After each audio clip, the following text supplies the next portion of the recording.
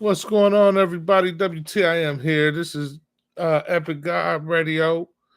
WTIM here. I'm your host, Tad Al.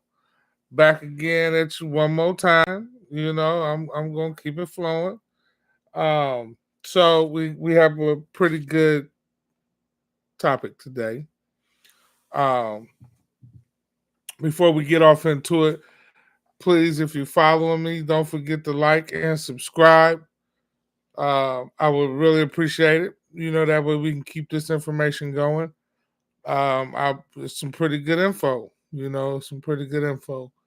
Um, so without further ado, let's jump right into it. We're a little late, but we are here, so let's get to it. I had some technical difficulties going on before I could get on it. I'm gonna get this thing together. I'm okay. I'm learning this, so I'm learning as I go. Um, so bear with me, but we're like I said, we here. We here. So anyway, today's topic is balance of power. How are you using your power? Now, let's touch on this. Okay. Each and every last one of us has power. We've got a certain amount of power that's given to us. We have a lot of it. It's just what you decide to tap into. So um, however, the power that we do have, it seems like there's some kind of a control trying to be put over it.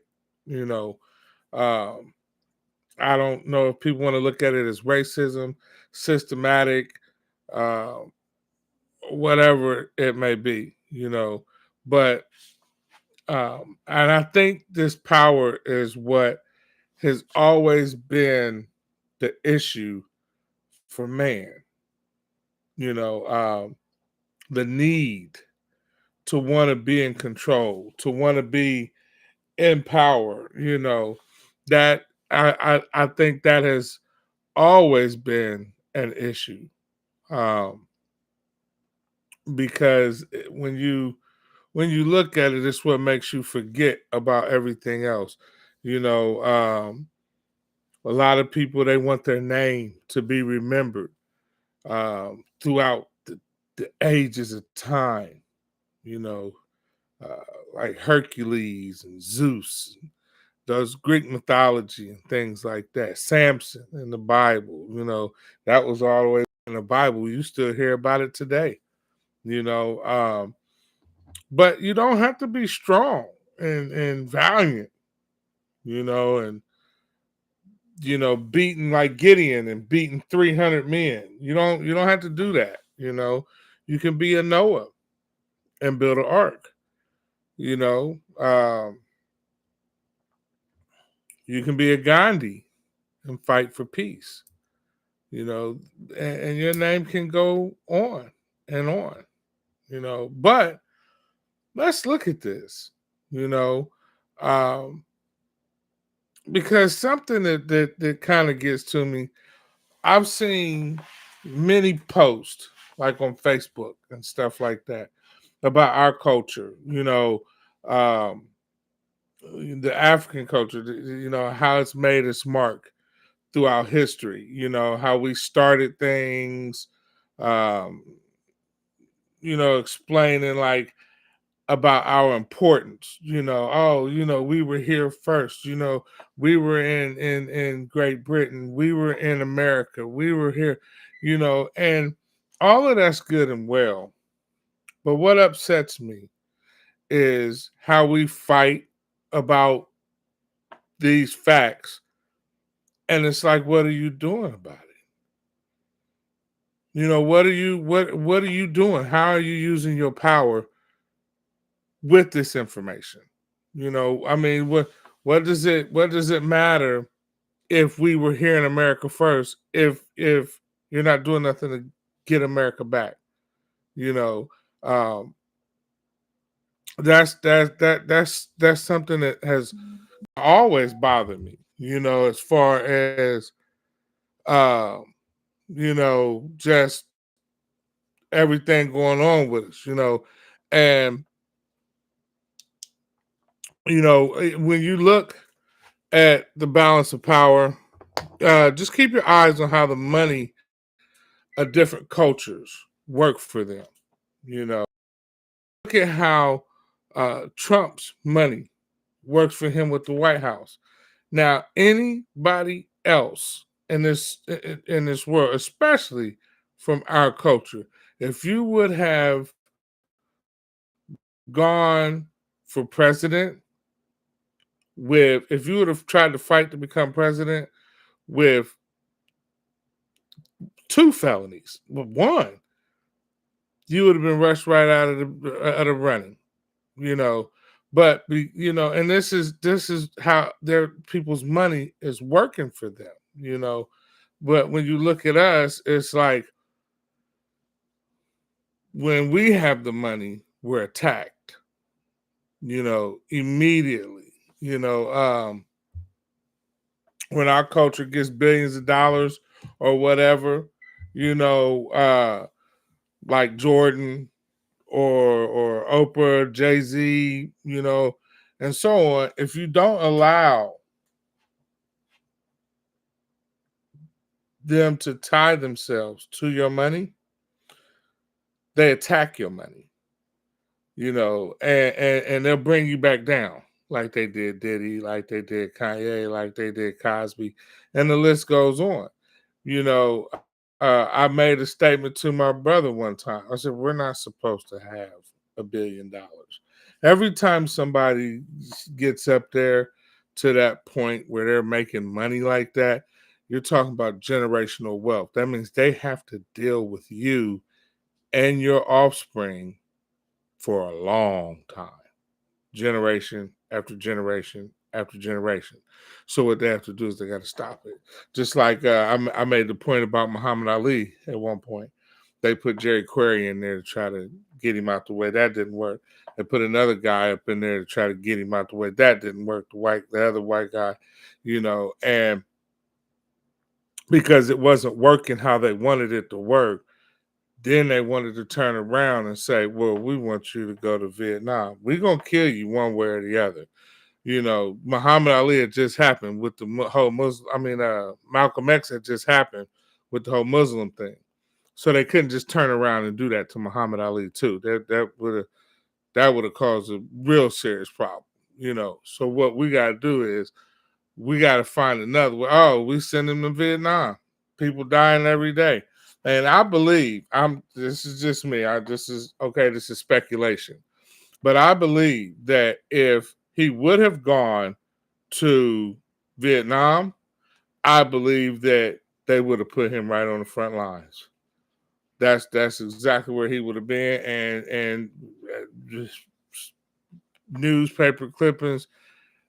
Boxing champion dies at war. But the whole thing was the power to let you know we're the ones in charge. That's all that was about, and it continues. It continues to this day. It continues to this day. Even when you look at, I've been following the case now. Now here's another example of a balance of power. I've been following the case of this guy up in Ohio, in Cincinnati, that the I have to say it this way: the officer unalived his son. So the very next day, he went back and unalived the police officer.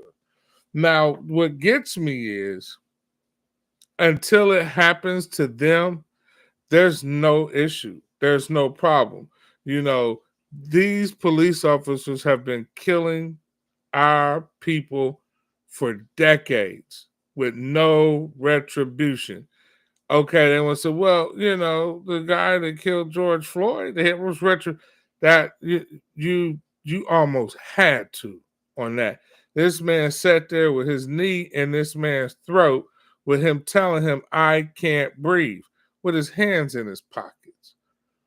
You know, then when we came up with the motto that Black Lives Matter, they changed that. All lives matter. Okay, but you're not being killed by the drugs.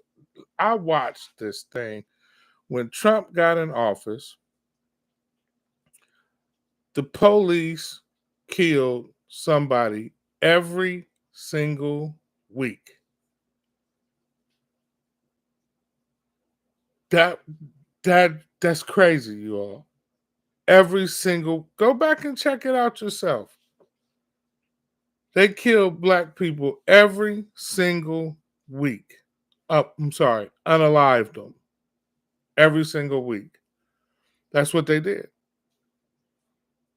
And there was no retribution. Every time you looked up, somebody got off. Somebody got off. Hey, I don't even think anybody's following the police that went in there and killed the woman and shot her in the face and everything because she called on the name of the Lord. I don't even think anybody's following that. I haven't heard anything about that lately. In fact, I'm going to go follow up on it. It's just a shame. It's happening so much. But what hurts me is we're not doing anything. We're just sitting by watching.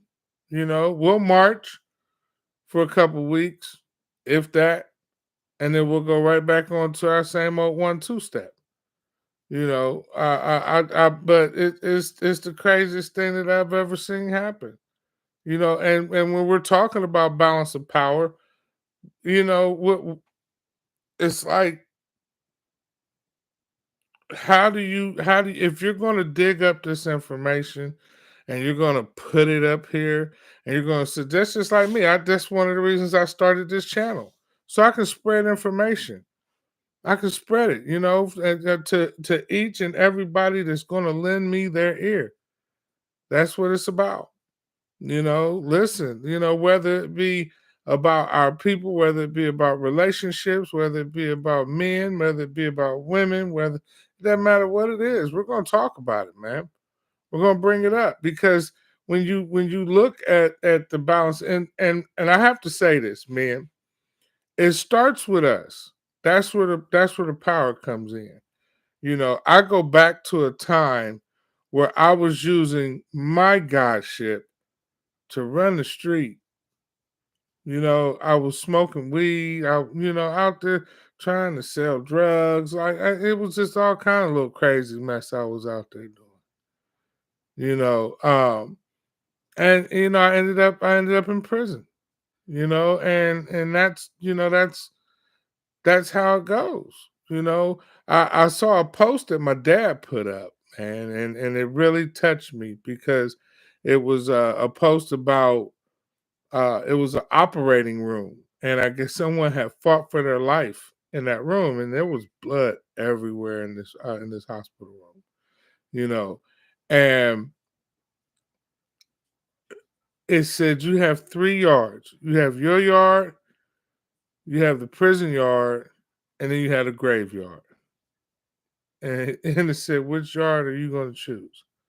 You know, you have the power to operate on your own forefront.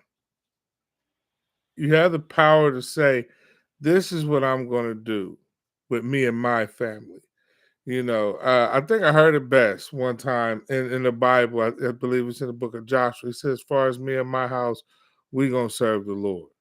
you know and that's a really strong statement. When you look at it in a spiritual aspect, that's really, really strong. But it is, you have to think about, like, where you are going to go forward, like with what you're trying to do, who you're trying to do it with. A lot of times it's best to do things alone. When I was growing up, and I'm so thrown back by it today. When I would get in trouble, like in school, my mom would make me go over to my grandfather's, and I would have to work in the garden. Hated it. I'm like, I don't work in the garden, man. And grandpa wouldn't really make you do a whole lot. He had you do some work, but he knew I was a new age kid. And I wasn't used to, you he knew that, and it was okay with Grandpa. But the thing is, when I got older and I found out he had his garden and he would take his vegetables and things, and there was a store down the street from where he lived called Rosati's, and he would take his vegetables and things and go down to Rosati's and sell them to the store Rosati. I was like, wow, really? Yeah, that's what he did. And I'm like, wow, man. My grandmother, she would take her strawberries and her grapes and things, and she would make her own jam and things like that. And she would sell it at the church. And it was very self-sufficient, man. And when I look back on it, I'm like, man, and he did this to the day he died. And I'm like, wow, like grandpa kept going, you know.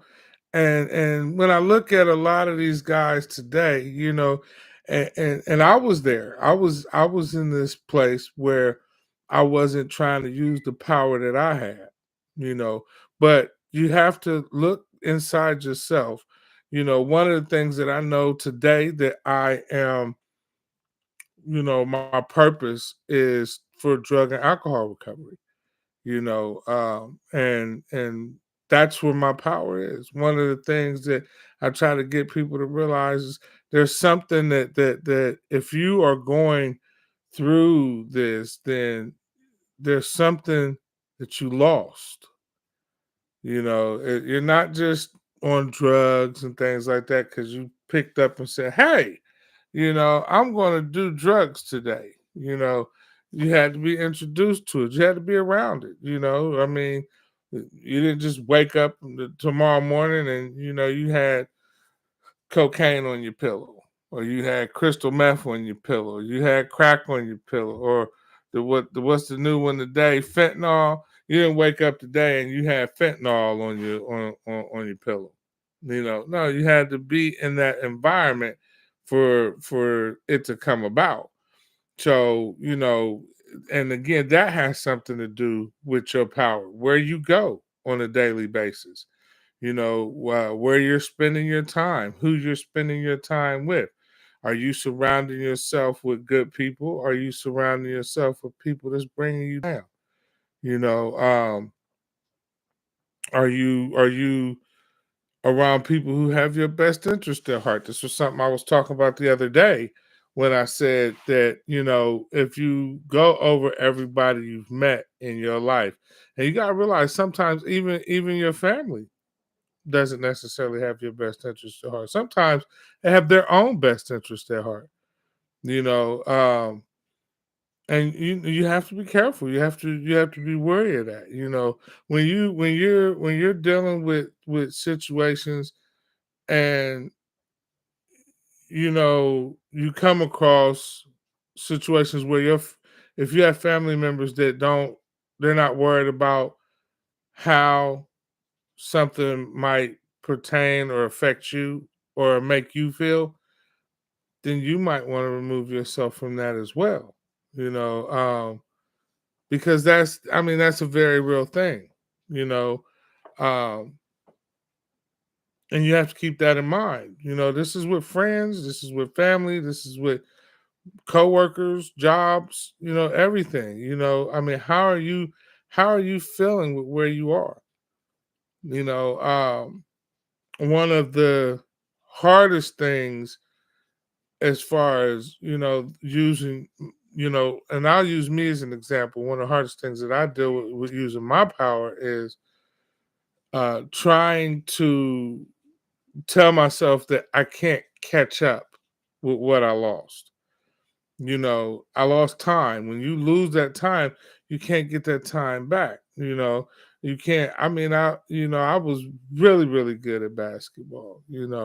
I can't go back. I can't go back and get, because if I knew then what I know now, yeah, man, I would have did everything I could to try to get into the NBA.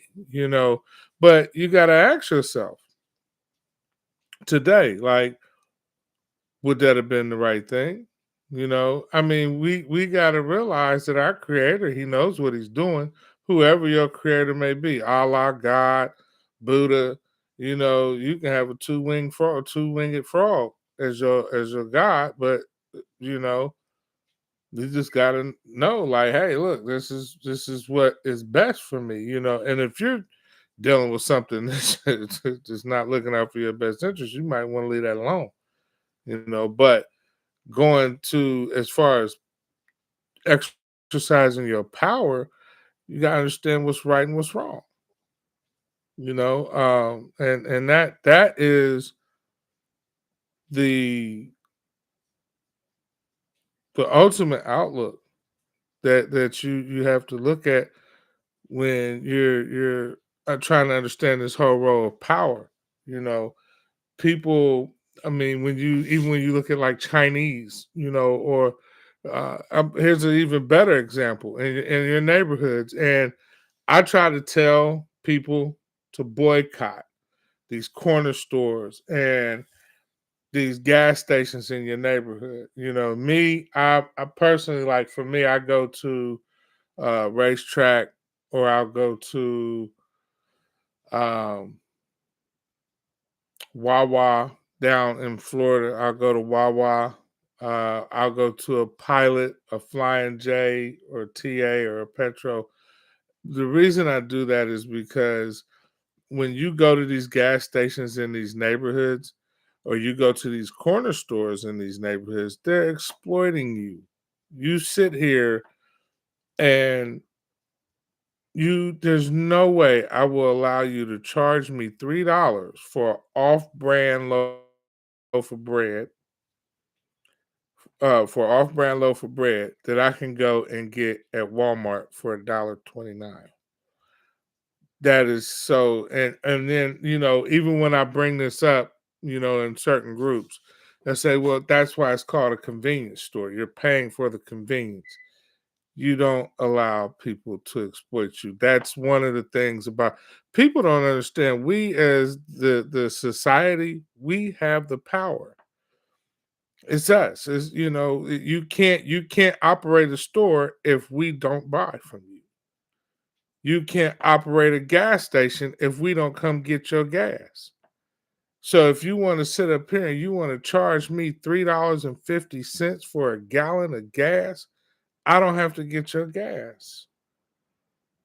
I can tell you this: any corner store or neighborhood gas station that you go to, if you go to a Wawa, even a Costco or a Sam's Club, if you go to one of those, you will never pay the amount of gas that you're paying for the ones in your neighborhood.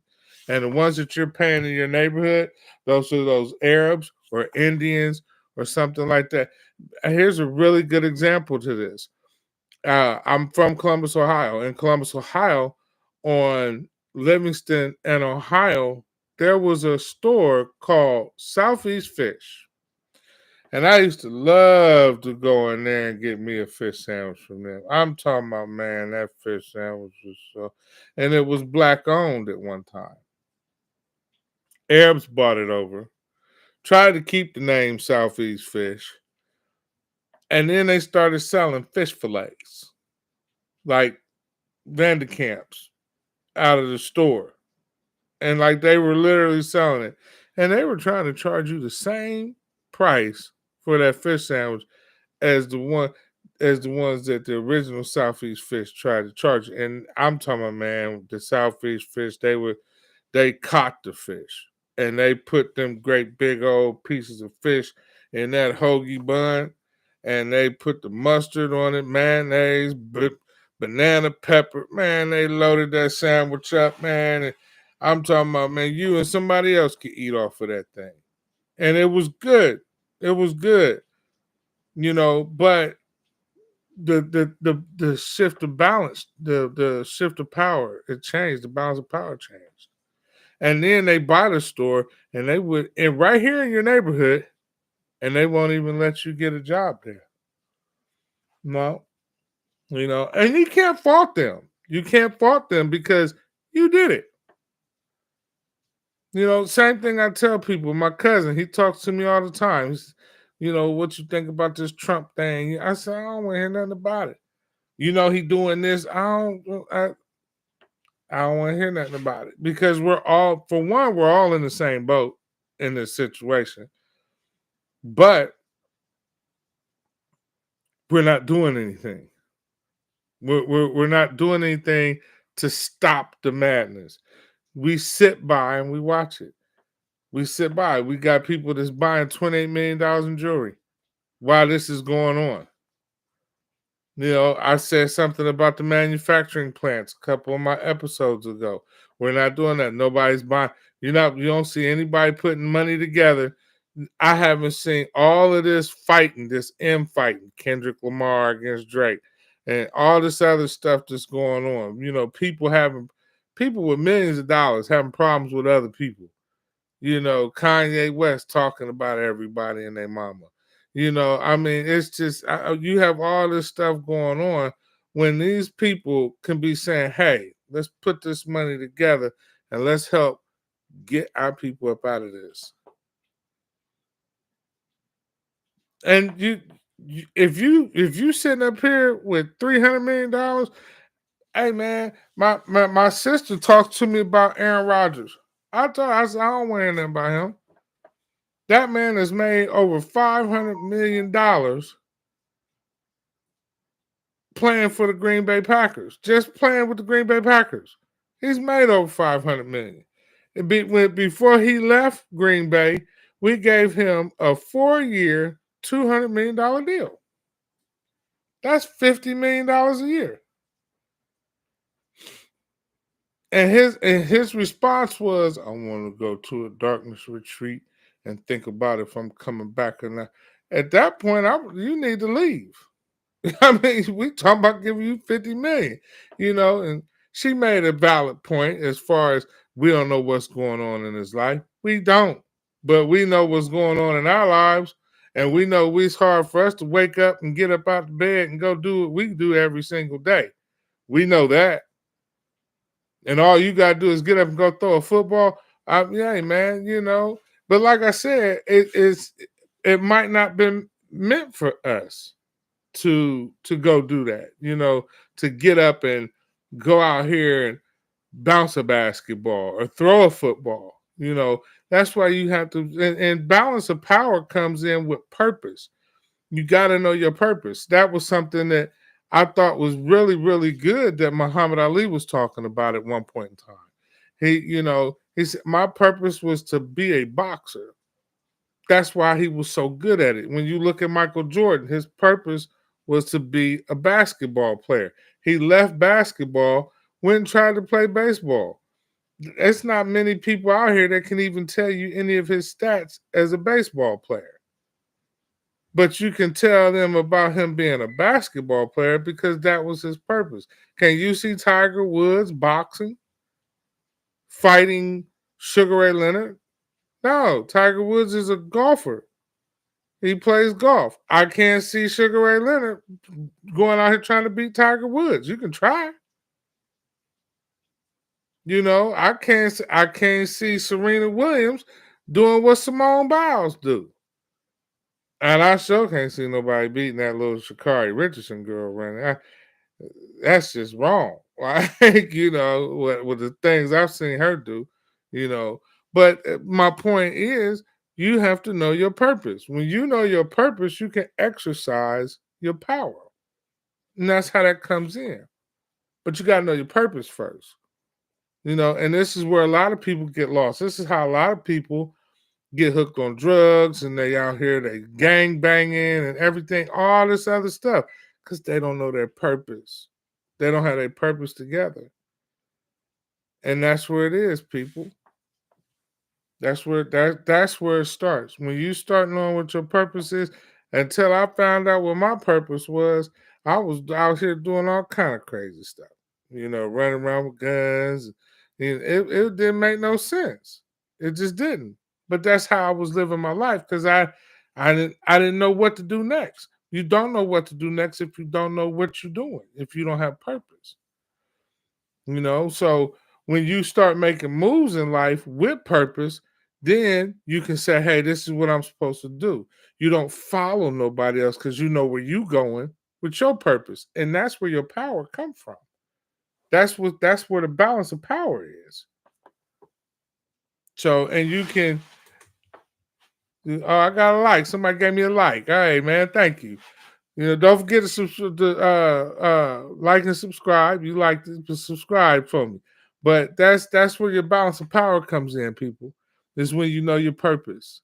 So and that's when you can ask, how are you using your power?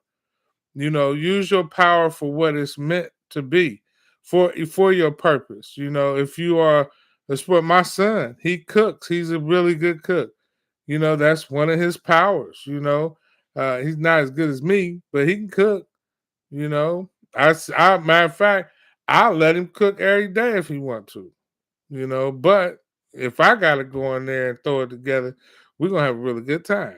You know, but anyhow, people, I'm not gonna hold you. Just remember, find your purpose so you can get your balance of power and know how you're using your power. This is Epic Guy Radio, y'all. Thank you again for tuning in yet another night. Love you all and have a good night. Mwah.